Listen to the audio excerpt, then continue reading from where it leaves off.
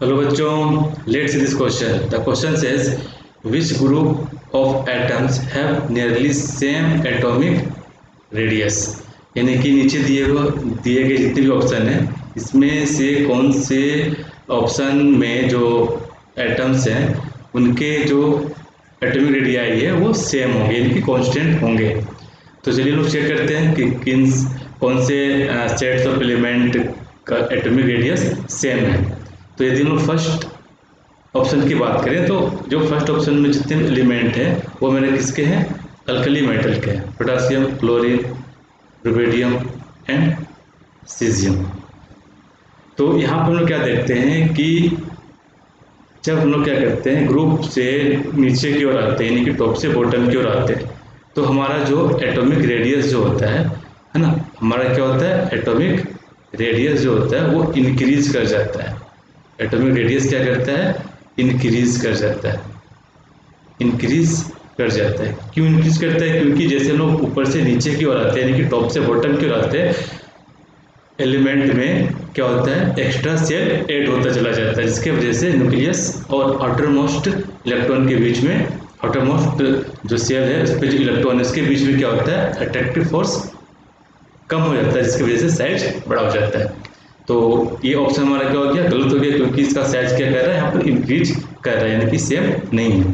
यदि हम लोग सेकेंड की बात करें, सेकेंड में क्या है यहाँ पर lithium, beryllium, boron and carbon.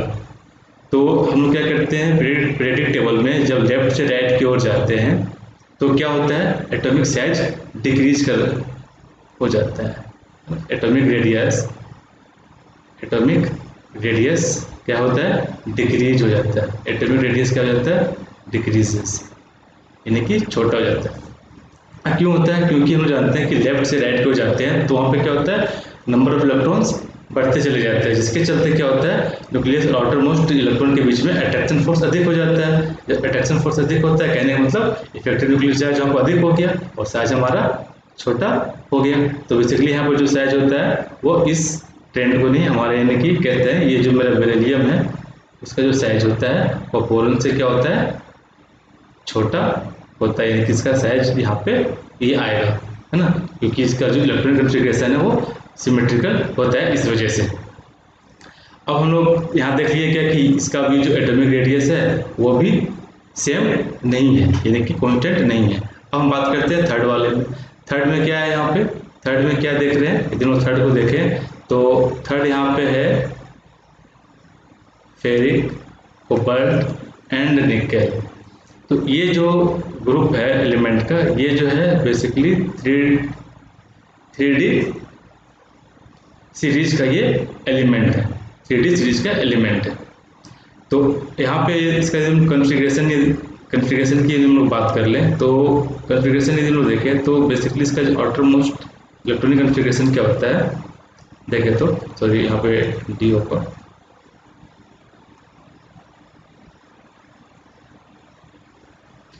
यहाँ पे क्या होगा 3D, यहाँ पे हो जाएगा मेरा 4s है ना। तो यहाँ पर 3D में हमारा कितने इलेक्ट्रॉन होंगे 6, यहाँ पे 2। इसके यदि हम बात करें तो 3D 7, 4s 2। इसके यदि हम बात करें तो 3D 8 एंड 4s 2।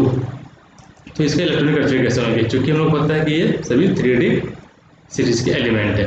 तो यहाँ पर हम क्या देख रहे हैं कि ये जो 3D सीरीज के एलिमेंट है कहने का मतलब कि इसका जो साइज होगा एटॉमिक साइज होगा वो कांस्टेंट होगा। क्यों होगा, क्योंकि screening effect of d electron यानी कि हम कह सकते हैं कि शील्डिंग या फिर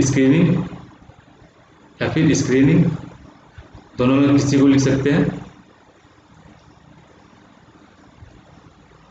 screening effect of D electrons. तो यहाँ पे क्या हो रहा है कि सबसे पहली बात कि हम लोग देख रहे हैं कि यहाँ जो डी इलेक्ट्रॉन है तो डी इलेक्ट्रॉन यानी कि डी इलेक्ट्रॉन कहने का मतलब कि इलेक्ट्रॉन जो डी ऑर्बिटल में भरे हुए हैं। डी ऑर्बिटल का शेप ऐसा होता है, डी ऑर्बिटल का शेप ऐसा होता है। तो डी ऑर्बिटल का जो स्क्रीनिंग इफेक्ट होता है वह क्या होता है काफ़ी कम होता है। तो कम होने की वजह से क्या होता है, न्यूक्लियस और आउटर मोस्ट इलेक्ट्रॉन के बीच में जो अट्रैक्शन फोर्स है वो कम हो जाता है। तो इस हिसाब से हमारा साइज क्या होना चाहिए, बड़ा होना चाहिए। साइज हमारा क्या होता है, बड़ा हो जाता है। लेकिन एट द सेम टाइम हम लोग क्या देखते हैं कि लेफ्ट से राइट की ओर जाते हैं तो इलेक्ट्रॉन जो है 3D में बढ़ रहे हैं, यानी कि 6, 7 और 8 यहाँ पे हो गया है। तो इसके चलते नंबर ऑफ जो इलेक्ट्रॉन बढ़ेगा तो वहाँ पर क्या होना चाहिए, न्यूक्लियस चार्ज इंक्रीज होना चाहिए।